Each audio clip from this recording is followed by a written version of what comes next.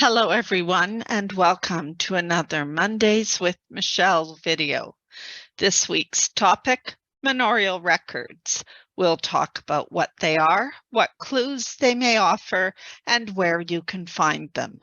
We'll also demonstrate how to use the National Archives Manorial Documents Register and explore several useful websites. Let's get started.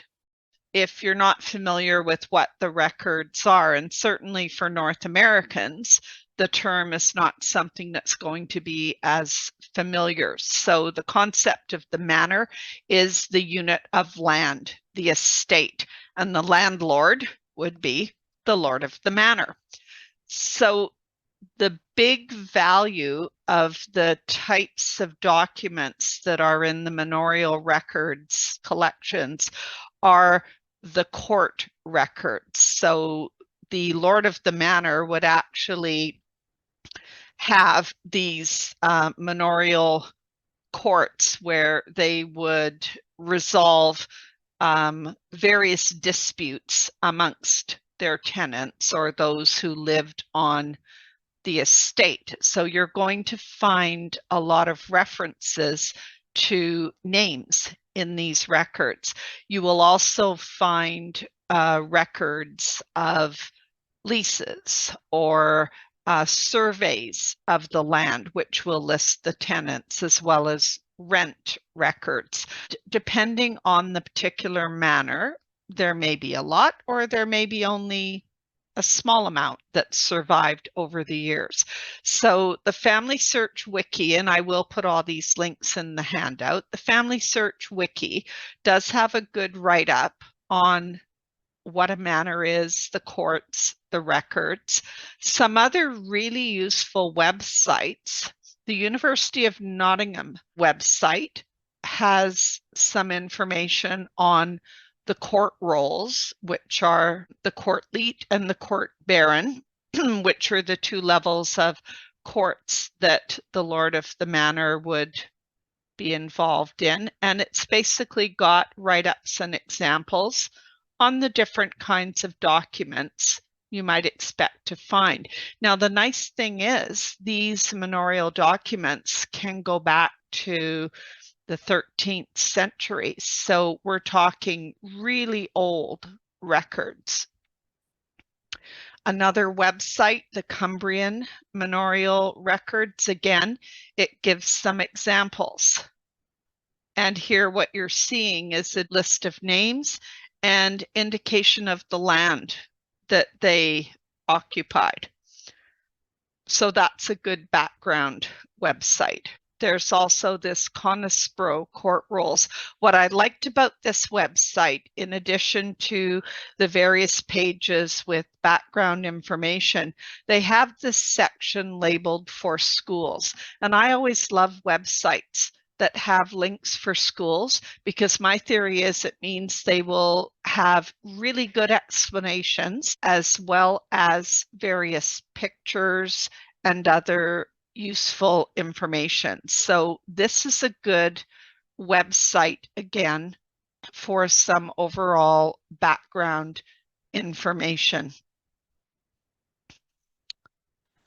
The National Archives is one of the key resources you're going to want to look at, and it has several guides to do with manorial records. So this is probably the main guide, and again, it gives some information on what you might find in the records.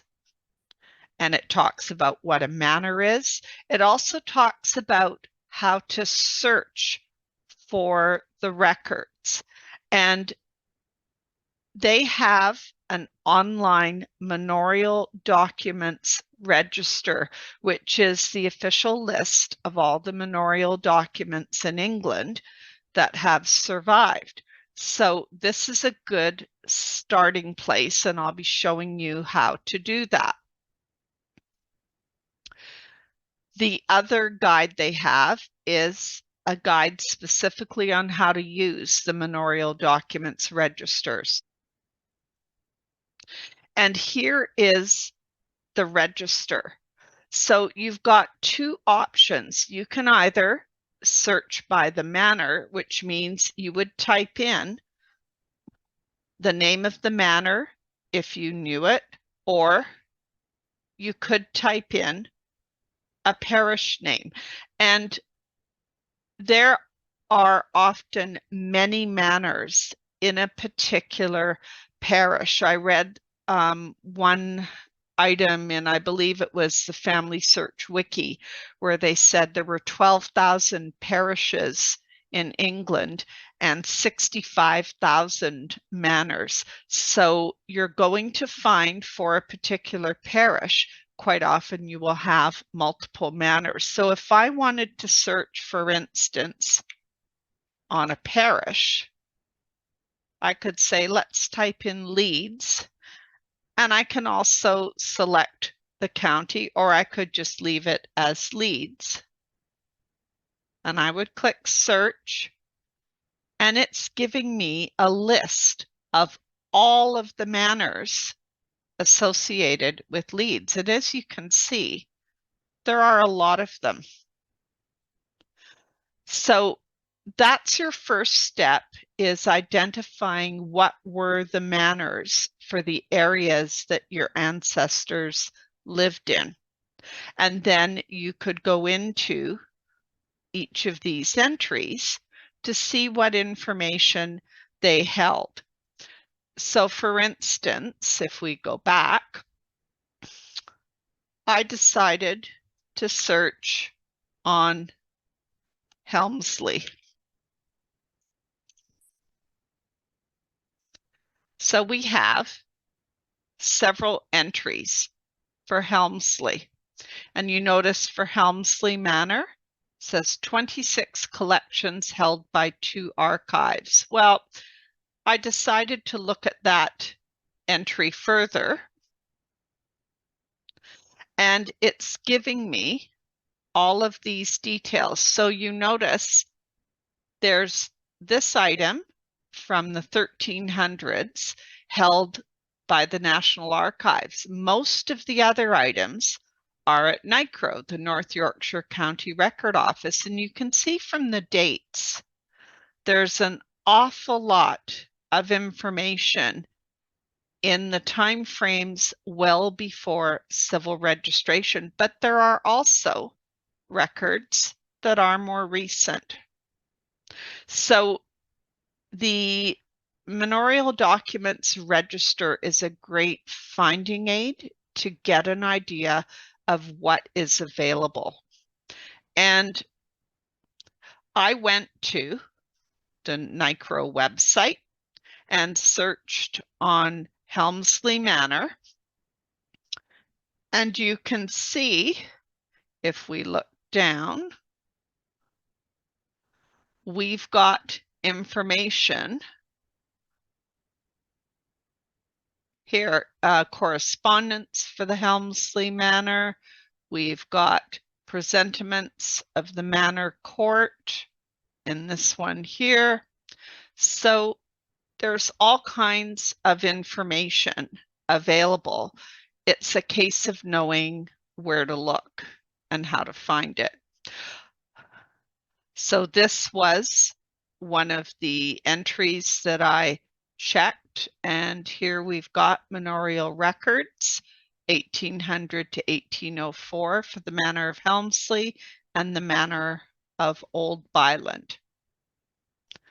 This one here shows settlements, wills, and mortgages for the Manor of Hovingham, and this is part of the Worsley archive, also at North Yorkshire County Record Office.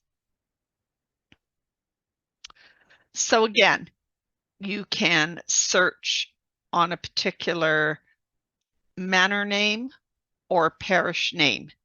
The other thing you can search on, which is sometimes helpful, and let me go back to the search screen. We've been searching by manor, but you can also search by document type.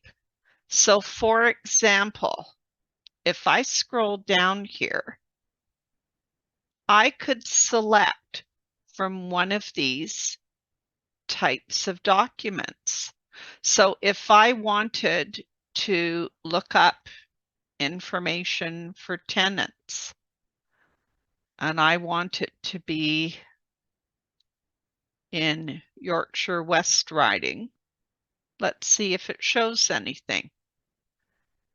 So that's a nice feature. You can choose to search by type of document as well as by the name of the manor. So Family Search website also has some of the manorial records online, which is really handy if you're researching from afar. So here I typed in Manorial Records Yorkshire. You could also try searching on the particular type of manorial document or search for court leet or court rolls. So what I did was I took a look at the manorial records for Acomb. Now, some of these entries you would need to look at a family history library, but a number of them are available for you to view from home, including this entry, the manorial records for Acomb. So when I click on that entry, I get this particular screen. You'll notice the camera icon on the right means I can freely view all of these items, and they've got several digitized films with indexes to the court rolls so that you can look at the names index. There's also the rolls themselves for a wide range of years. This one is 1837 to 1867, and I believe that's the one I clicked on. And here is the result. And if I just enlarge it, the nice thing about showing you the later records is they're in English. Some of the earlier records, you'd have to brush up on your Latin, but it's basically giving a lot of name information. It's going through the details of these court proceedings for the different kinds of transactions or punishments that would be meted out. So very useful sources. Another source that is worthwhile checking is the Internet Archive. So I went to internetarchive.org and typed manorial records and got all of these references. I also tried typing in court leet and got the specific court records that have been transcribed. And here's an example of some of those records. This is the constable's accounts for the Manor of Manchester from 1612. This one here is for the Wakefield court rolls, and notice the date at the top, 1433. And the nice thing is, when you do look at the Internet Archive information, this particular browse window does include a search icon on the left here, which allows you to search the document. So I searched for Lum, one of my ancestors, and there they are. They appear in that document. So it does allow you to do a text search, which can be really helpful to see if your ancestors appeared anywhere in there. I hope you enjoyed this week's video. Don't forget to download the handout. You'll find the link in the video description at the bottom of your screen. You may need to click Show More to see the handout links. Thanks for watching.